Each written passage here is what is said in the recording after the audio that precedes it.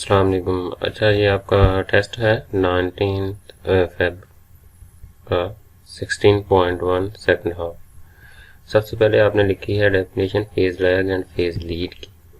इससे पहले जो डेफिनेशन इम्पोर्टेंट भी है और वो दी भी हुई है बुक पे, वो है आपके पास फेज की डेफिनेशन। फेज क्या है? The angle theta which specifies the instantaneous value of alternating voltage या फिर करंट और current is known as phase. ये फेज क्या चीज है? एंगल थीटा को उसने कहा कि ये इसको मैं फेज कहूंगा। जैसे आपने ये फार्मूला पढ़ा था v is equal to V not sine omega T, तो ओमेगा टी को थीटा के इक्वल कहते हैं और इस थीटा को ही फेज कहते हैं। तो फेज का फार्मूला क्या होगा? Phase is equal to theta which is equal to omega T. This is known as phase. कि इंस्टेंटेनियस वैल्यू जब हम करंट या वोल्टेज की लेते हैं, उस इंस्टेंटेनियस वैल्यू पे जो उस वोल्टेज या करंट का कोई एंगल होता है रेफरेंस पॉइंट के हिसाब से, उसको हम फेज कहेंगे। अच्छा, the phase difference between the two alternative quantities is more important than its absolute quantity. Right, in figure one has two waveforms, green and red. 2 is red. The wave 1 is above and wave 2 is below. The wave 1 is greater या greater ना कहें कि lead कर रही है 90 degree. 90 degree को अगर हम रेडियन में कन्वर्ट करें तो रेडियन में π/2 बनेगा। π/2 रेडियन, यूनिट रेडियन आएगा। देन ओके, अब इसमें हम क्लियरली देख सकते हैं इस वेव फॉर्म को भी कि जो फर्स्ट वेव फॉर्म है उसकी पीक वैल्यू पहले मिल गई है हमें, ठीक, और दूसरी जो वेव फॉर्म है उसकी पीक वैल्यू हमें बाद में जाके मिली है। तो ये वाली लीड कर रही है और ये वाली लैग कर रही है, मतलब ये पीछे है इसकी, क्योंकि पीक वैल्यू भी हमें बाद में जाके मिल रही है। ये भी एक साइन है कि ये लैग कर रही है और ये वाली लीड कर रही है।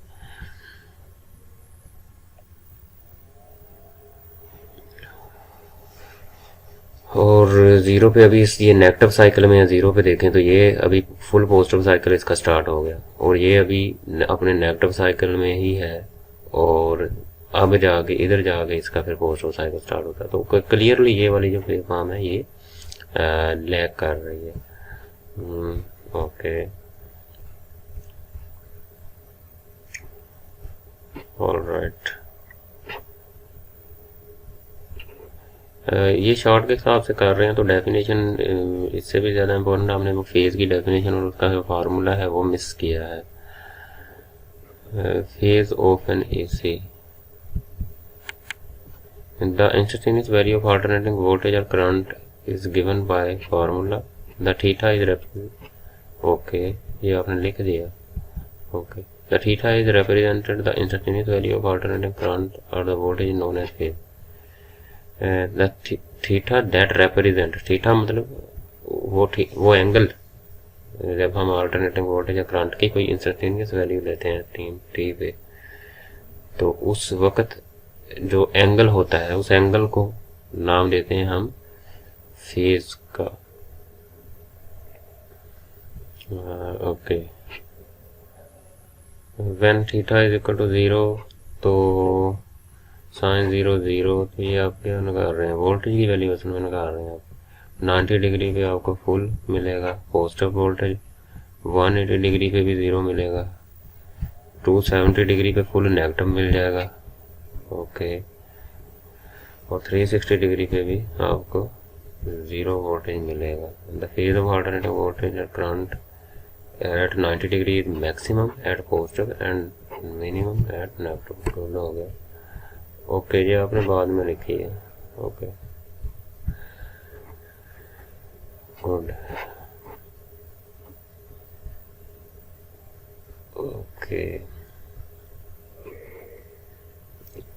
और इसमें भी अगर हम डायग्राम में भी देखें, जब ये वैल्यूज अगर बुक से मैं दिखाऊँ आपको कि उसने लिखा and by the phase at the positive peak is 90 degree and negative end it is 3π/2। 3π/2 270 degree के इक्वल होता है, क्योंकि इसको अगर पाई की वैल्यू यहाँ पे, पाई की वैल्यू क्या होती है 180 डिग्री, तो 180 डिग्री इसमें पुट कर दें। 180 डिग्री को पुट करके 3 से मल्टीप्लाई करके 2 से डिवाइड कर दें तो वो क्या आएगा आपके पास, वो आपके पास 270 डिग्री आएगा। नेगेटिव पीक आपको इस पे मिलती है, ये देखें 3/2 पे, क्योंकि इधर आपके पास वैल्यूज भी लिखी हुई हैं ग्रीन में और रेड में, और वेव्स भी दो हैं, ग्रीन वेव और रेड वेव। और these points where the wave form crosses the time axis correspond to phase 0 और पाई। तो जब ये क्रॉस करते हैं इसको क्रॉसेस द टाइम एक्सिस कौन सा है, ये वाला एक्सिस जो एक्स एक्सिस है, तो यहाँ पे या तो 0 होता है फेज जैसे इस कंडीशन में, या फिर पाई होता है जैसे इधर देखें यहाँ पर।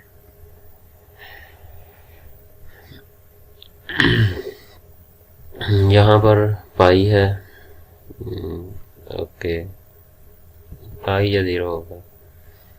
तो इसका अगर देखें तो 90 डिग्री इसका तो π/2 है, जबकि रेड वाली का यहाँ पे फिर 0 बन गया, और यहाँ पे रेड वाली का π/2 हो जाएगा, जबकि ग्रीन वाली का यहाँ पे फेज पाई बन जाएगा।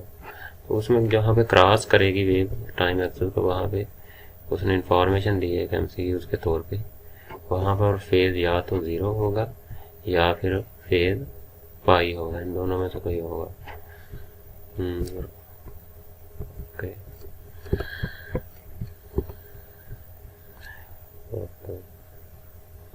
Now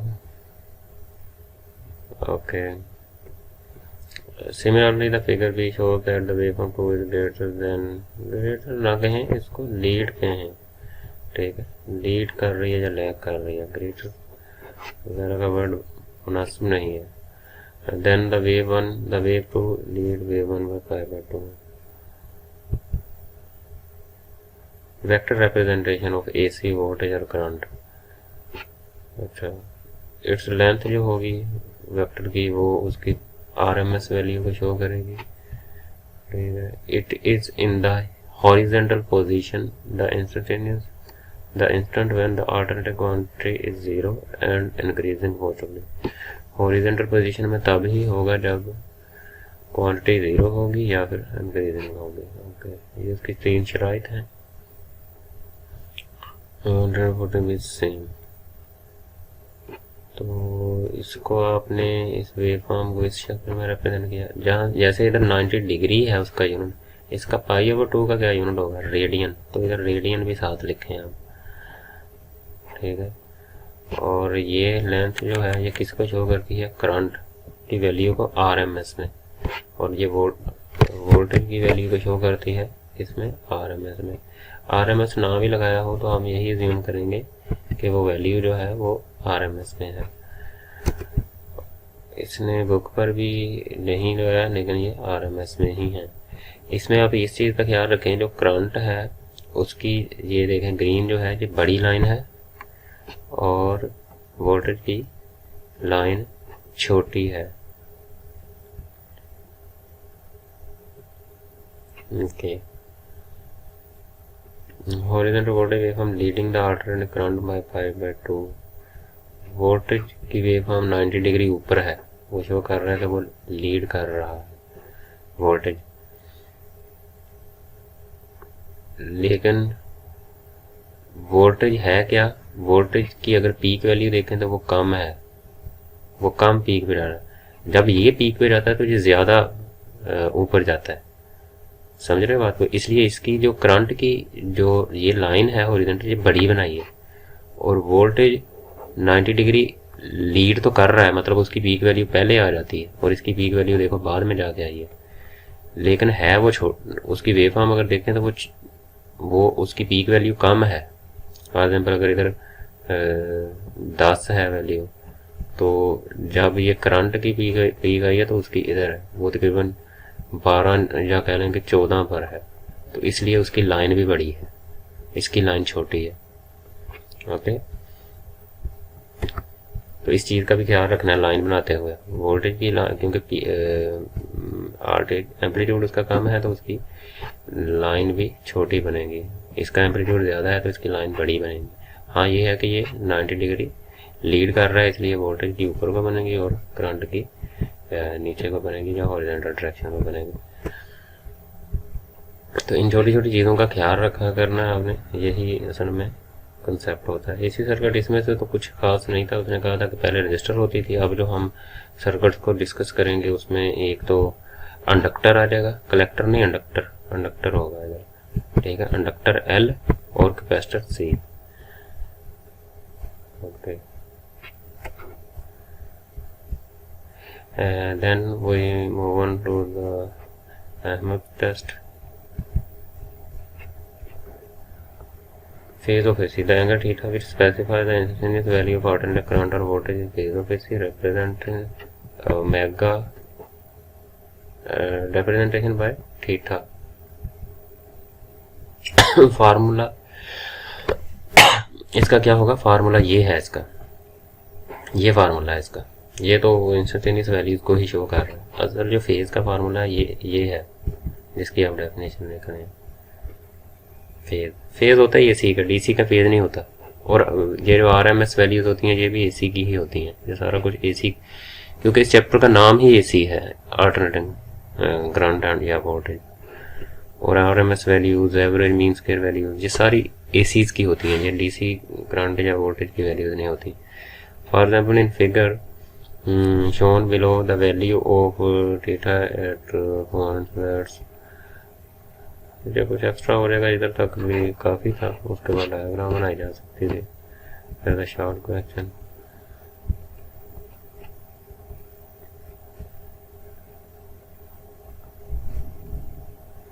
Phase lag, the angle with which the quantity lags another quantity is phase lag। मतलब phase lag वो एंगल है, और phase the angle with which the quantity lead another quantity, तो वो फेज लीड होगा। Phase क्या चीज़ है, एक एंगल ही है जिससे कोई गाइड करता चल रहा है। आपस में एक दूसरे के साथ कोऑर्डिनेशन किया करें कि क्या लिखना है क्या नहीं, ठीक है, ताकि वो पॉइंट आपको मिले एक दूसरे से, एक दूसरे को से मशवरा करके फिर प्रिपरेशन किया करें। The example and explanation. Consider the two waves called. Okay. इसकी ज़रूरत नहीं थी क्योंकि आप शाउट के हिसाब से कर रहे हैं। तो ईच एंड एवरीथिंग मैंने नहीं कहा था, मैंने कहा था कि जो क्वेश्चन इसमें से बनते हैं आपको वो स्कॉलर से या पास पेपर्स वगैरह भी लिए होंगे लेने, उनसे देखेंगे इनमें से कौन कौन से बनते हैं, और वो शार्ट क्वेश्चन करें जो बनते हैं। और उसके अलावा MCQ ज़ाहिर है वो कहीं से भी बना हो, वो आप स्कॉलर में जब भी हर टॉपिक के साथ दिए होते हैं, कुछ बात से आपको पता चल जाएगा and so on.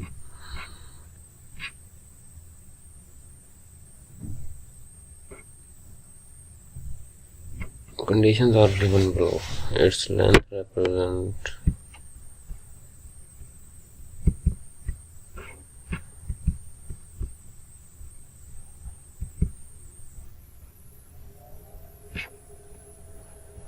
all right।